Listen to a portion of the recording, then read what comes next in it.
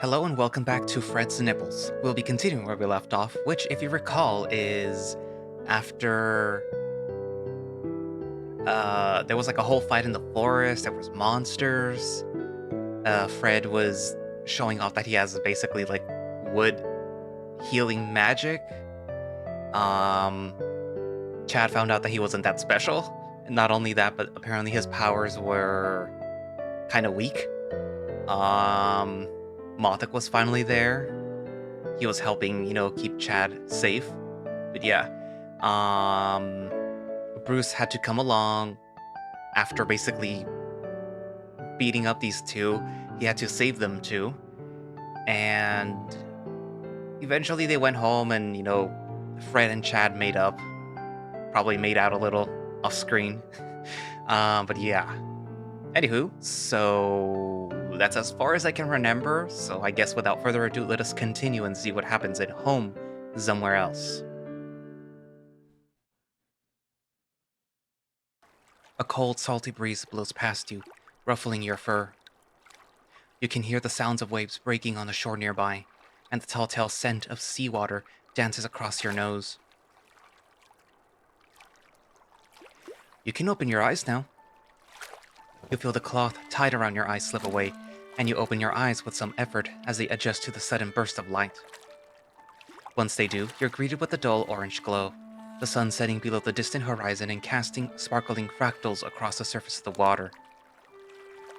Is this what you wanted to show me? We've been walking with me blindfolded for half an hour to see something we literally see every day. What if I tripped? I could have exploded. You look over your shoulder at the shepherd behind you, catching a glimpse of the precious last second of its smug grin before his eyes widen, then slam shut as he bursts out laughing. Honestly, if you had managed to explode, that would have made you being angry at me so worth it. Can you imagine? You frown, playfully punching his shoulder, which doesn't even affect him. He still plays it up as if you dealt him a grievous injury. Ah, come on, man. No need to be like that. It's a straight path towards your house, and you said that you'd trust me. His giggle fit settling, he closes a small distance between you and throws his arm over your shoulder, pulling you in close. Besides, this is my way of thanking you for helping us nab second place. I think a gorgeous view of the sunset, perfectly timed, and in a spot with a great view of it, is perfect for that. In all its fishy, salty, smelly glory. He pauses for a moment, nose twitching a bit before he scrubs an arm over it, putting that same hand on his hip straight afterwards as he turns his gaze back to you. I think I'm a damn genius, honestly. No thanks necessary. A big innocent grin spreads across his face as he stares at you expectantly. It's hard to deny that's the exact grin that you've been hopelessly falling for since you first met him. Well, it's the best gift that you've given me so far, so thanks, I guess? Fred's face beams, and in an astounding show of speed, he has his hand wrapped around your ears. That's the spirit! He flops your ears all over the place, which, while incredibly charming, is also jostling your glasses straight off your face. Thankfully, you manage to catch them before they tumble into the sand at your feet. Hey, chill out! I almost dropped my glasses. Fred immediately stops, though a part of your brain wants to be relieved, an aura befitting only the lamest trickster god remains at your back. Jinkies, your glasses! He shoves his face over your shoulder, with a nigh comically intense expression of concern. His hands are still on your ears, like he's driving you like a mech. Man, fuck off. Quit being weird.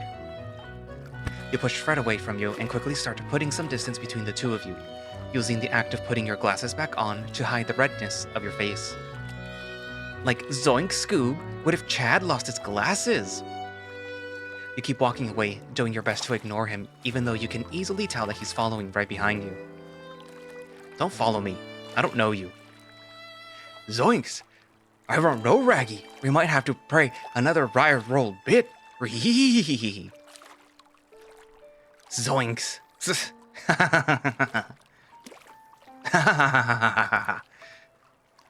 You nearly faceplant into the grass as you double over with laughter, clutching your gut as tears begin to stream down your face.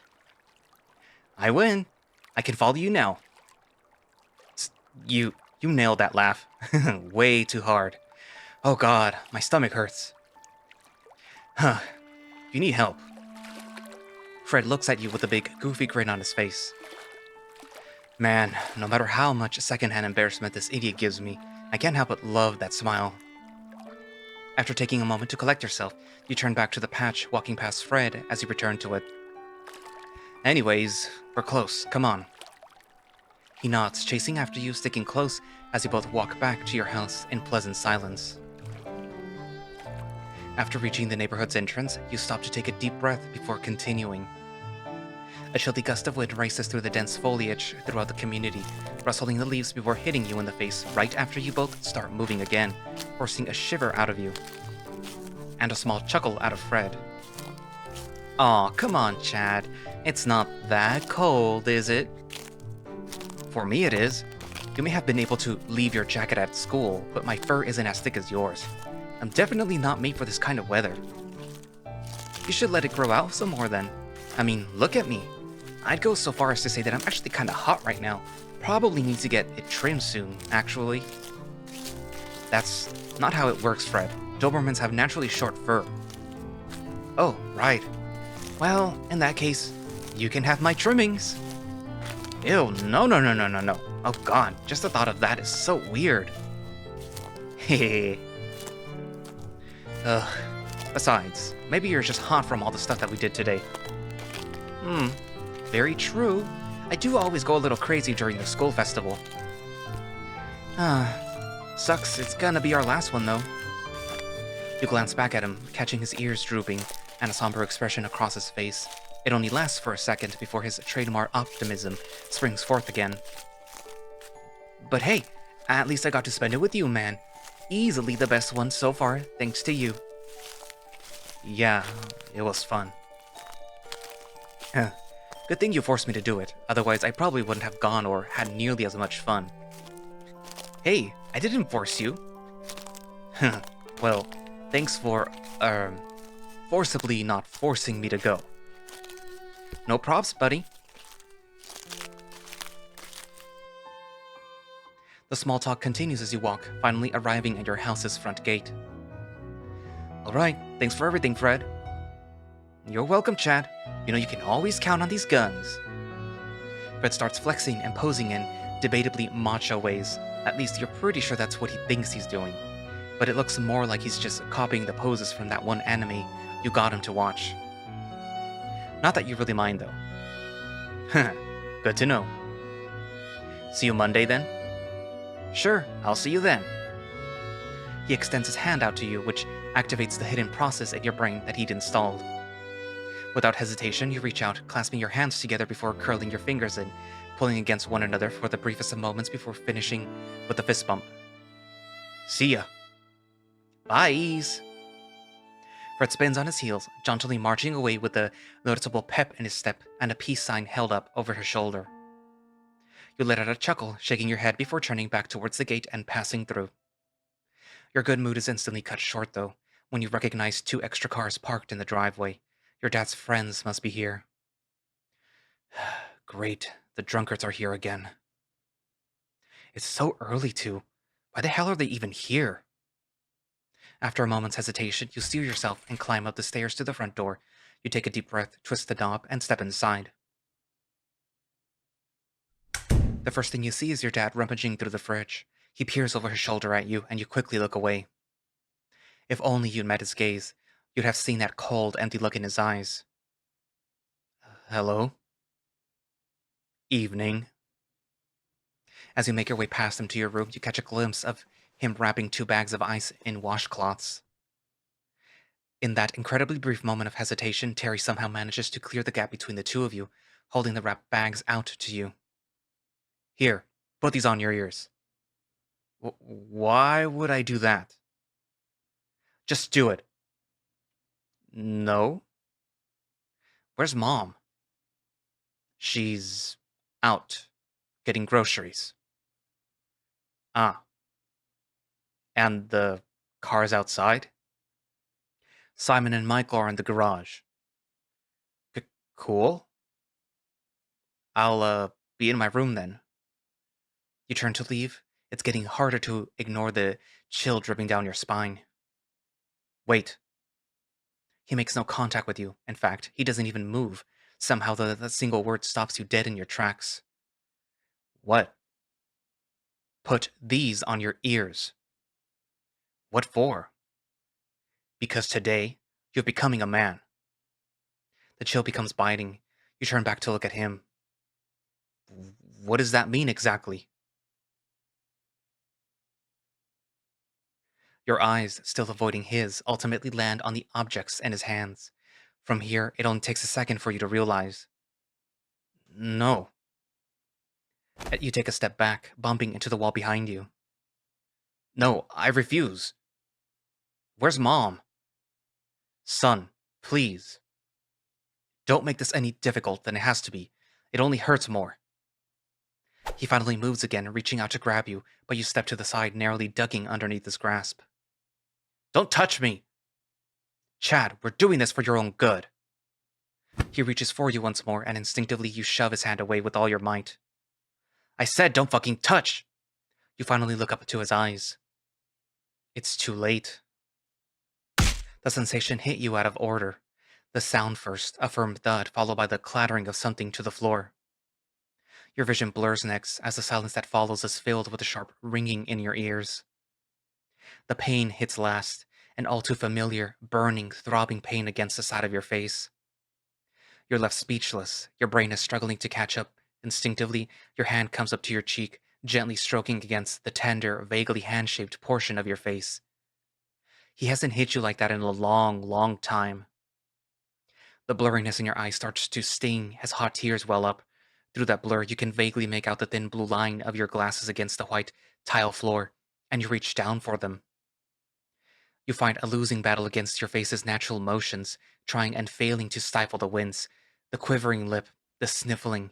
You put your glasses back on.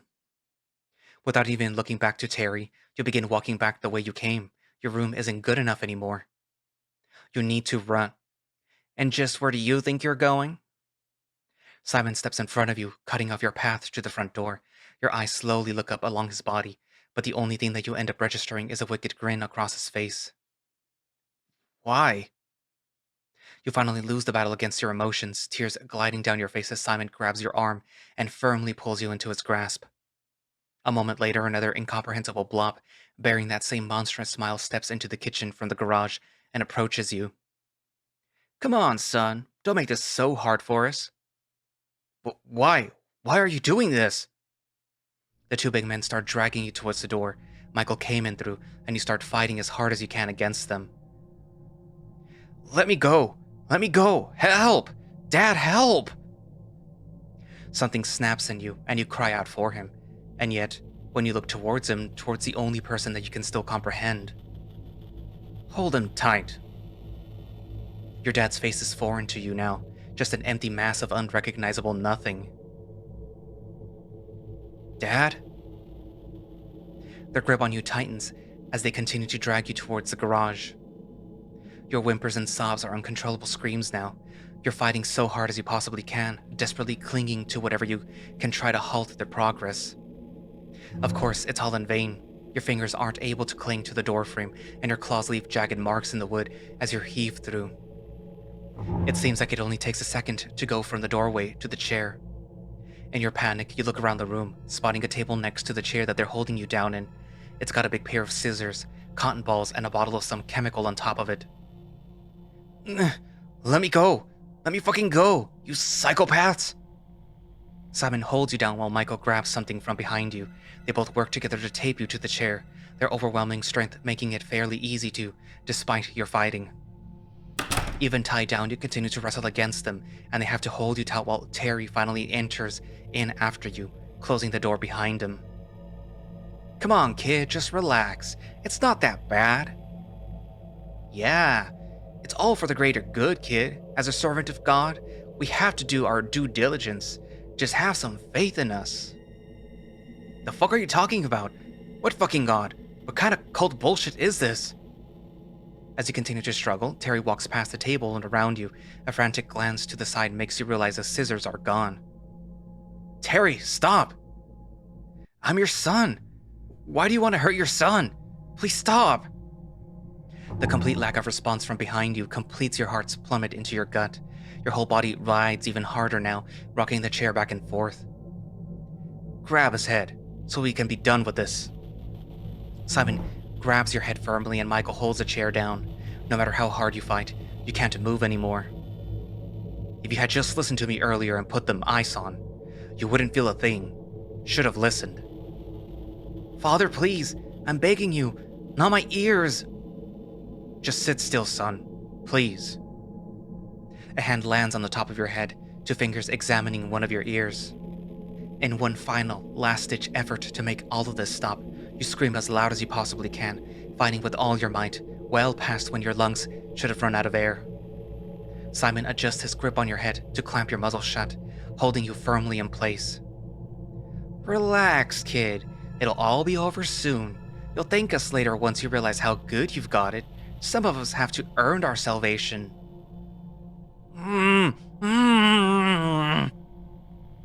Terry wets one of the cotton balls with the chemical in the bottle, wiping it around your right ear. You try to move your head away, but all you succeed in doing is making your neck hurt even more. Alright, it's gonna sting for a little bit. Just deal with it. Terry grabs the tip of your right ear, pulling it upwards. You only have a split second to feel the cold steel of the blade against your flesh before... 3 clicks. The pain is immeasurable. Your whole body is shaking as you continue to sob and try to scream through your clamped muzzle. Your fingers dig into the arms of the chair so hard that you can feel your claws digging into it. No matter how hard you fight, the tape holds firm, even beginning to dig deeper into your flesh. I know it hurts, son. Hang in there. You'll thank us when you get older. It was a clean cut, thankfully. The sharp pain from your right ear continues to stab through your skull, exacerbated by the hot feeling of blood dripping down through your fur. Now for the other. You'll finally look like a man. No more being a scrawny wimp. As you continue to fight hard, you can feel the tape around your wrists starting to give way. Reinvigorated by this, you writhe once more, managing to break free from Simon's grasp and then letting out another scream. Ugh, strong little shit.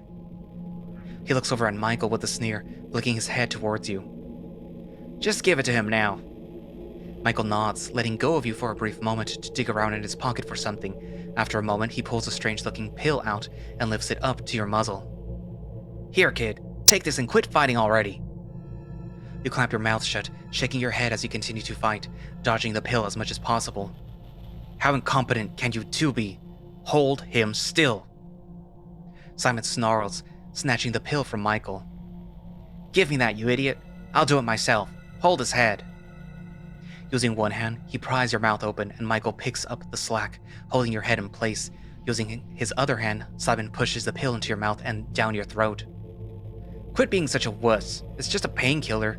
You should be grateful. Searing hot pain pulses down from your left ear as the scissors start slicing through it, and in a moment of lucidity, instinctual reaction, it's hard to tell why you did it, but something in you compelled you to bite. Several things happen at once immediately afterwards. The sharp, searing pain in your left ear is replaced by a blood-curdling howl of sheer agony as your hands instinctively, for sure this time, rip out of their restraints and clamp around your own throat. Your body heaves forward, every part of you, inside and out, rejecting the foreign matter in your mouth. When your eyes reopen, your vision blurry with tears, you only have a brief moment to realize how eerily quiet things have become before recognizing what lies splattered in red at your feet. In a puddle of blood lays a pill. And a finger. The silence is suddenly filled with the painful ringing that fades away into a torrential storm of screaming and cursing. Now's your chance. Shoving every minute amount of processing your brain is trying to do out of your thoughts, you reach down to your ankles, frantically slicing through the tape with your claws. Considering how tightly you have been held down, freeing yourself was surprisingly easy. As soon as both of your feet are free, you throw yourself out of the chair, aiming to run through the door ahead, and not stop until your legs fall off. You only make it one step before a sharp pain shoots up your spine and your body stops in its tracks. You can feel a terrifyingly tight grip around your tail. Where do you think you're going, you little shit? You try to free yourself, but every motion or pull sends another arc of pain up your spine. Let go, damn it! Oh no, you think you get to do that to me and just walk away?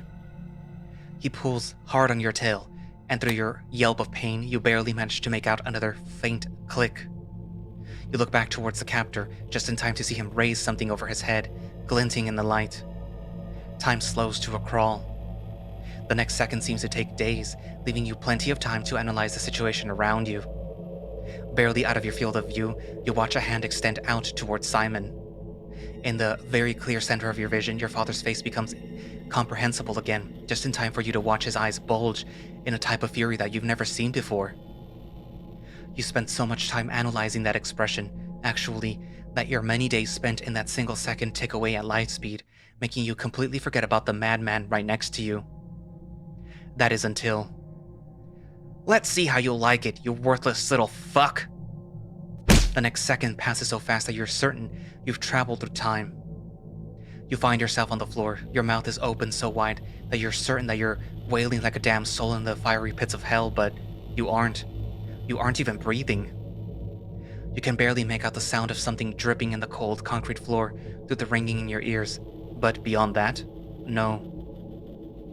Ah! Outside of your control, your lungs fill with air and your mouth unleashes a scream so terrifying it even scares yourself. A moment later, pain courses up your spine, jolting through every nerve ending in your body. You can't move. You started breathing again, but your exhales are exclusively screams and whimpers of pure, indescribable agony. Your vision fights with itself to focus, spiraling, blurring, twisting, overlapping until finally you see a black length of fur barely a meter away from you on the floor. Beyond it, against the wall, you see Terry. His bulky frame is almost completely hiding Simon's far more slender figure, which is pressed up against the wall with a pair of scissors that were mutilating your ears mere moments ago, now digging into his throat. Your orders were to hold him down. I should kill you for thinking you had the right to. Your gaze turns back to the door. It's open now. The light of pouring in from the kitchen fills you with a tremendous surge of strength, and you somehow manage to get to your feet. Barely avoiding slipping in your own blood, you hobble towards the door, just making it through as a voice reaches your damaged ears. Chad, Another surge of strength courses through your arms, and you whirl around, slamming the garage door with all of your might. A loud yelp of pain and more cursing immediately follows, but you don't care. You turn towards the front door and hobble as quickly as you can towards it, fumbling with the lock before throwing yourself outside. It had gotten dark enough for the streetlights to come on, but you barely even notice as you rush down the front steps and through the gate. Your eyes sting and burn, and you can't tell if the wetness pouring down your face is tears of blood, but you don't care either. You keep running. You need help. You need him. With each step, you can feel the portions of your ears that wasn't fully cut off flopping around, splattering blood all over your cheek and shoulder. Eventually, you see him in the distance.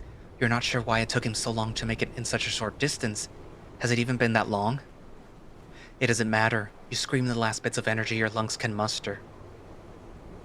Fred! He stops in his tracks, peering back over his shoulder at you. He squints at first, but then presumably recognizes you.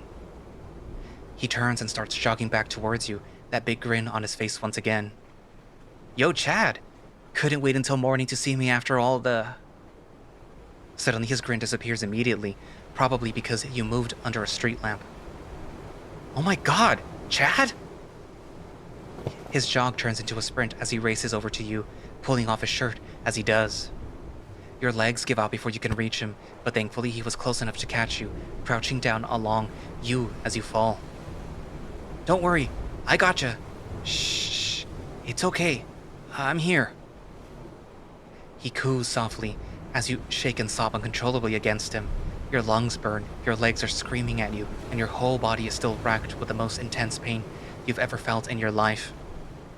He tenderly uses the shirt to dab up the blood around your face, then tries to staunch the bleeding from your ears, which sends even more pain coursing through them, but you don't care. What happened to you, Chad? Upon receiving no response, he curses under his breath, holding his shirt around your ears, while he pulls out his phone, rapidly tapping on the buttons before holding it up to his ear.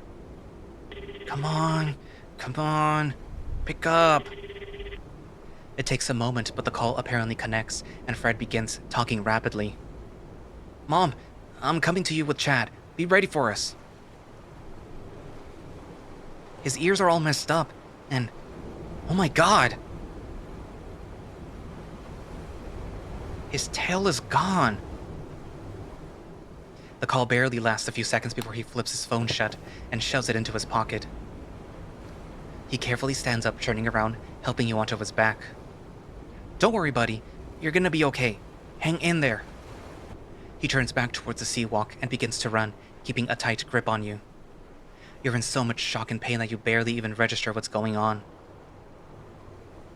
Yet despite that, you cling as tightly as you can onto Fred's neck, letting the rhythm of his jog slowly ebb away the last remnants of your tattered consciousness.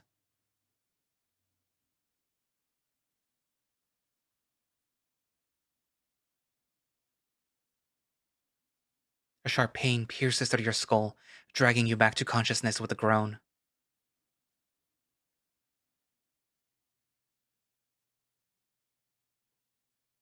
You open your eyes, your senses slowly returning to you. Eventually, you can feel that your cheeks and pillow are wet. Sleepily, you reach up and touch your face, realizing that you must have been crying for a while now. Were you dreaming? Must have been, but you can't remember any of it, just vague, scattered thoughts about Terry. Probably for the best, considering how it apparently made you cry. Confused, you take a bit more time to get your bearings.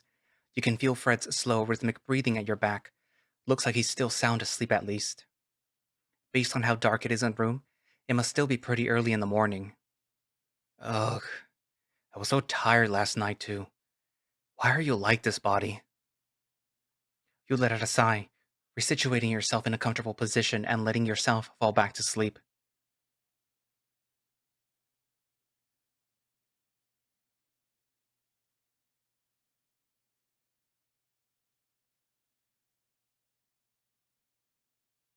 Mm.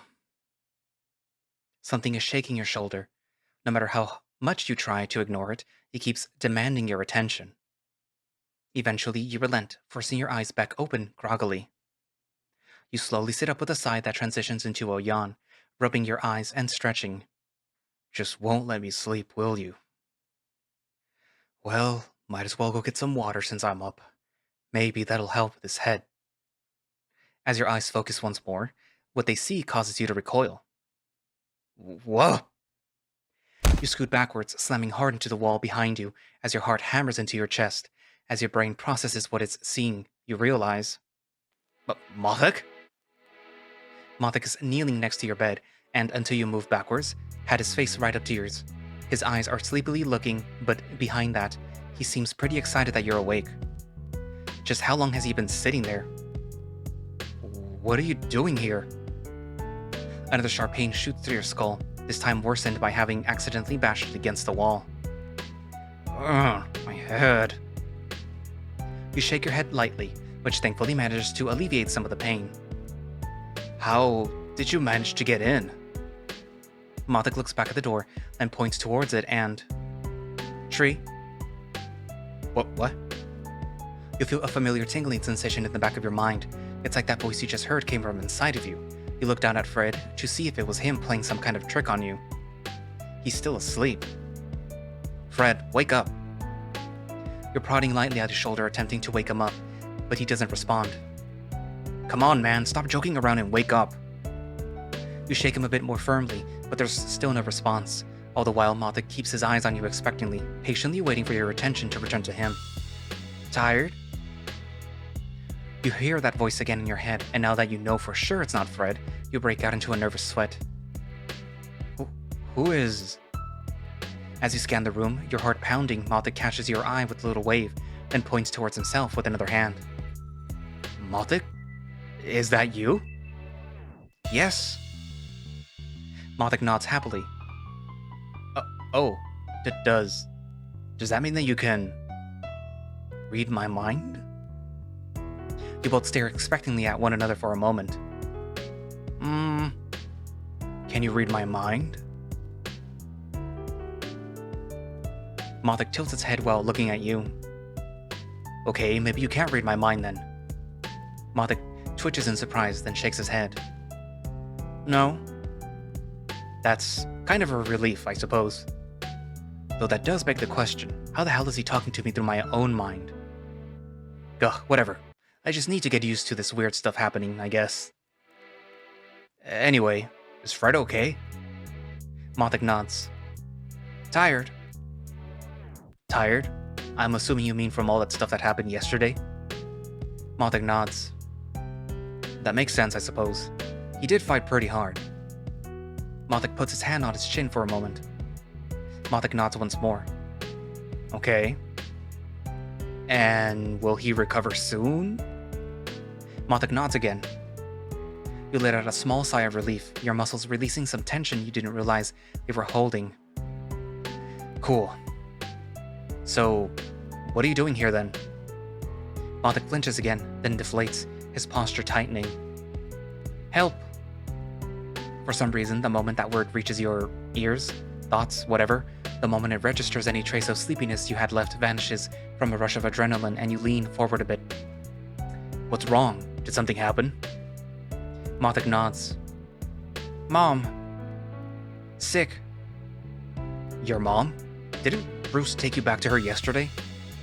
Wait, don't tell me Bruce did something to your mom. Mothic is starting to get a little impatient with your questions, and now a little bit frustrated, he points firmly towards the door. Okay, at least tell me what we need. You're interrupted as he quickly flings the covers off both of you, and Fred, startling you and leaving you feeling suddenly very exposed. Whoa, easy there, Mothic. Fred. Help. Without another word, he stands up, lifting Fred out of the bed, which still, somehow, does not wake the man. Hey, are you sure Fred can do anything? It looks like he's out cold.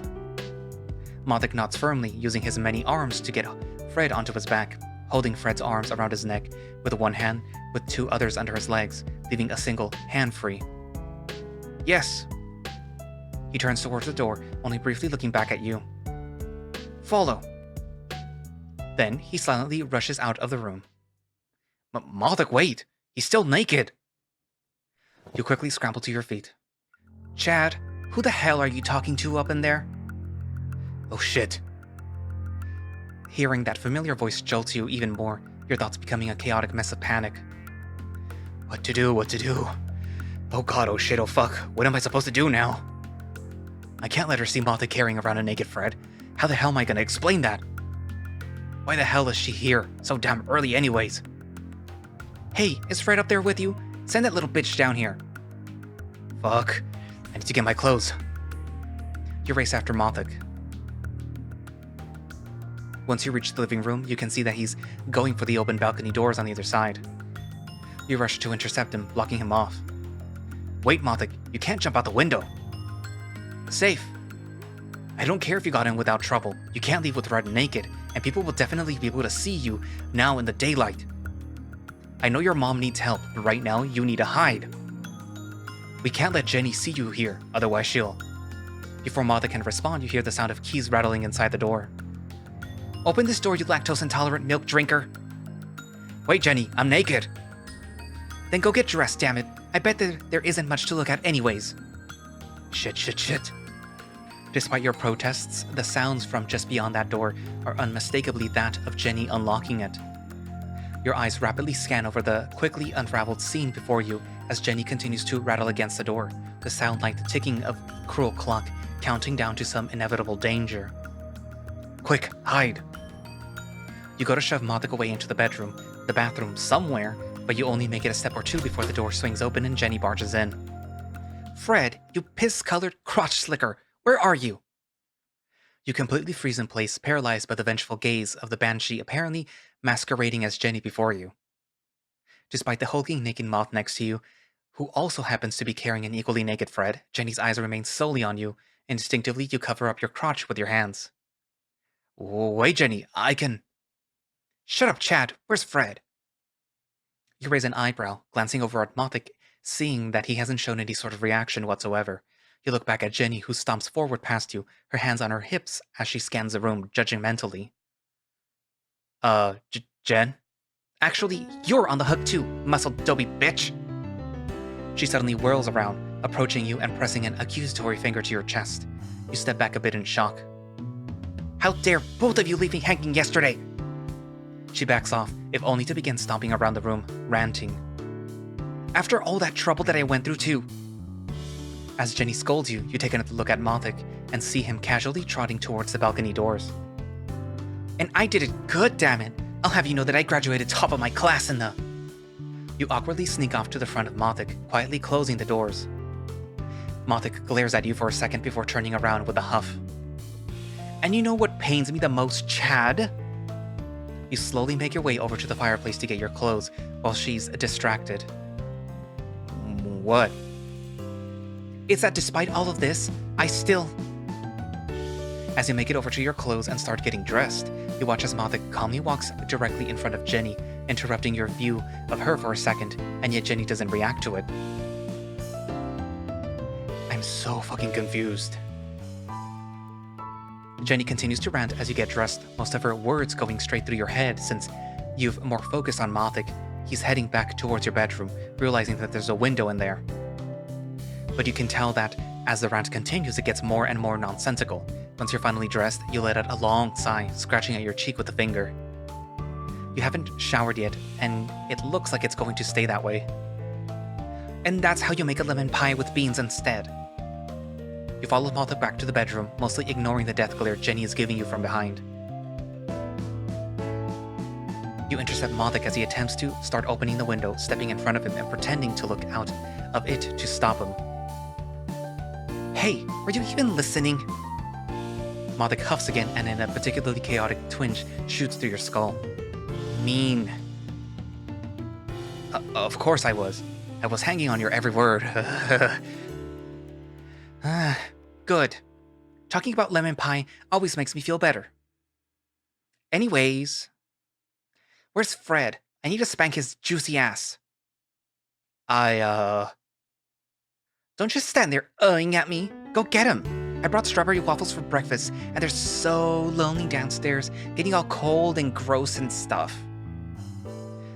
That, and we need to go over into the next phase of the plan for... strawberries. You must have spaced out for a second because when you next glance towards the door, it's once again wide open and Mothic is nowhere to be seen. Oh, fuck me. Also, why are Fred's clothes here? Is he in the shower or something? Why haven't I heard anything? Maybe he brought a spare change of clothes and just left those here? Oh, he's just intelligent enough to know that I was coming to get him and he managed to escape with only what he had on? That's why you were so close to the window. You guys are definitely working together on this. You assholes! Yeah, that's probably it. Anyway, I'm really hungry, so I'm just gonna go have breakfast. I have, an appointment that I need to get to soon. You rush after Mothic before Jenny has a chance to stop you. Not for any lack of trying, mind you, since you can still hear her yelling behind you as you go down the stairs. Hey, I'm not done here!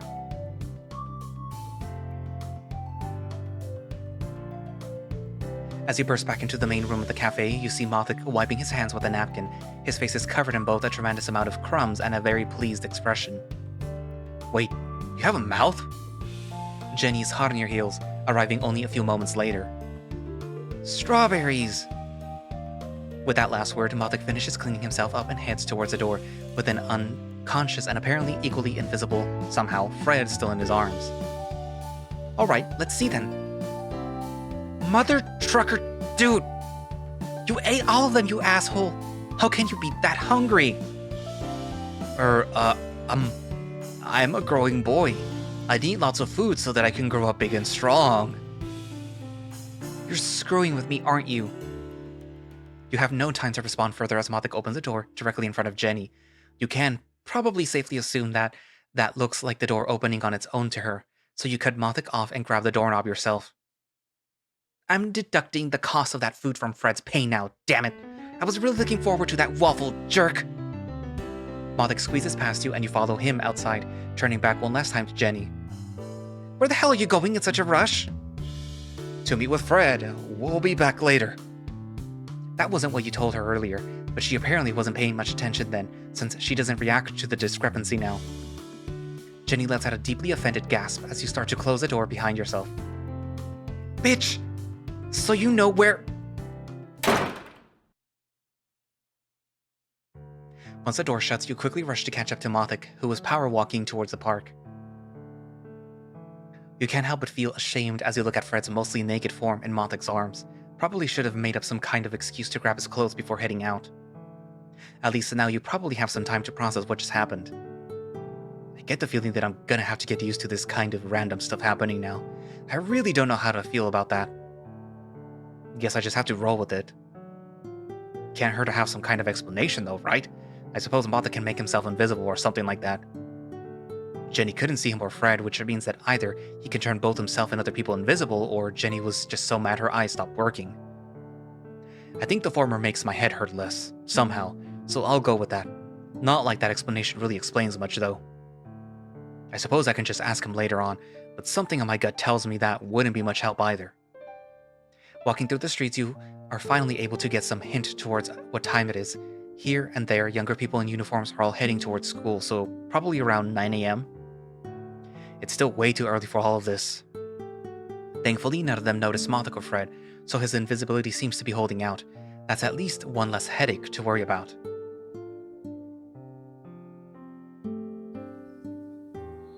Soon after, you're arrived at the park's lookout. Mothic points high up to the mountains, presumably around where you were yesterday. Mom!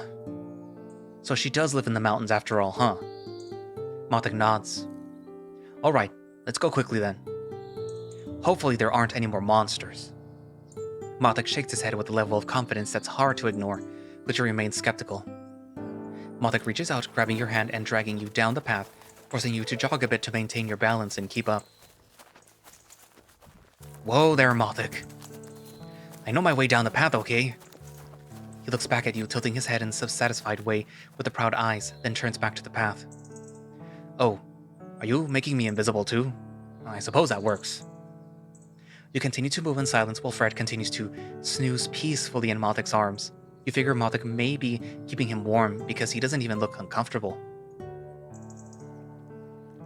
When you reach the bridge, Mothic slows a bit, turning back towards you as if to check that you are still there, even though his grip on your hand is still firm. Don't worry, I'm still here, Mothic. Come on, let's go. If your mom's sick, then she's the priority right now, not me. Mothic nods. You nod in turn and go to walk ahead, but are stopped only a few steps in when you reach the full length of your arm. What is it? You look back at Mothic, seeing him staring intensely yet rigidly forward. You follow his gaze and... you notice Thony and Dusan walking in your direction. Dusan's still wearing that smug look on his face from the day you first met, and your blood immediately starts to boil.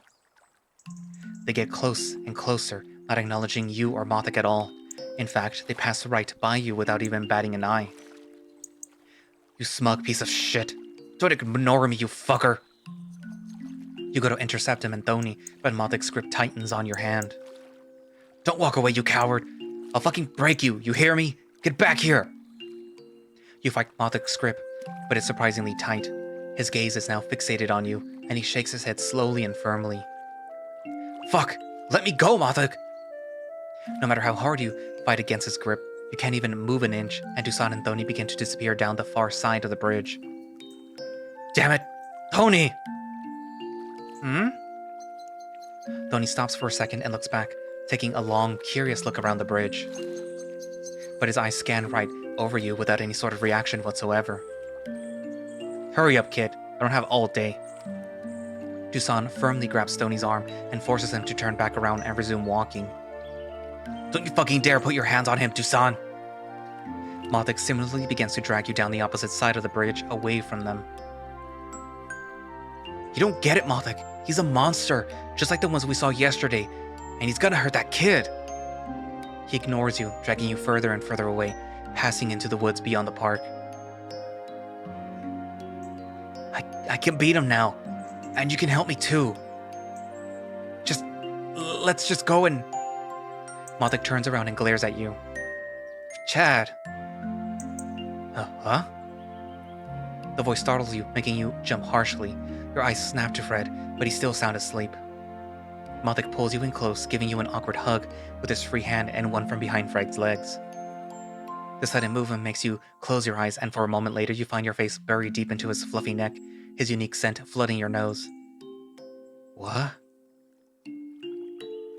After a moment, Mothik's scent is replaced by Fred's far more intimately familiar scent, and you can somehow feel his arms wrapping around you as well, squeezing you tightly.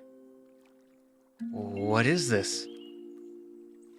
Your rampaging anger in your chest begins to settle down, and the tension from your muscles once again fades away, bringing you into a gentle, tranquil peace.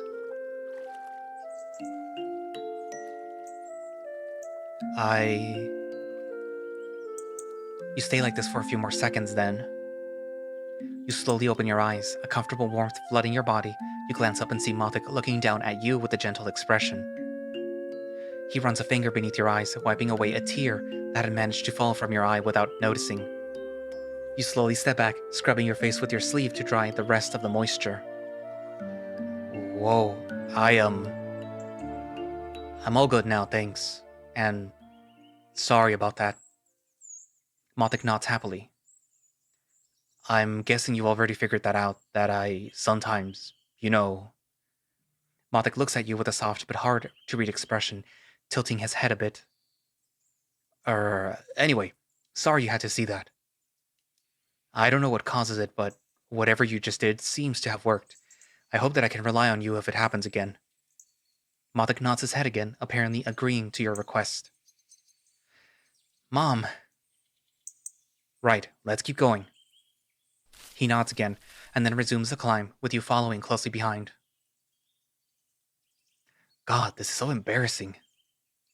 Getting to the point where people have to deal with my shit is so toxic. I definitely wouldn't have the patience to deal with somebody acting like I had been. Where is all of this even coming from? Maybe something happened during those 10 years? I really need to figure out what.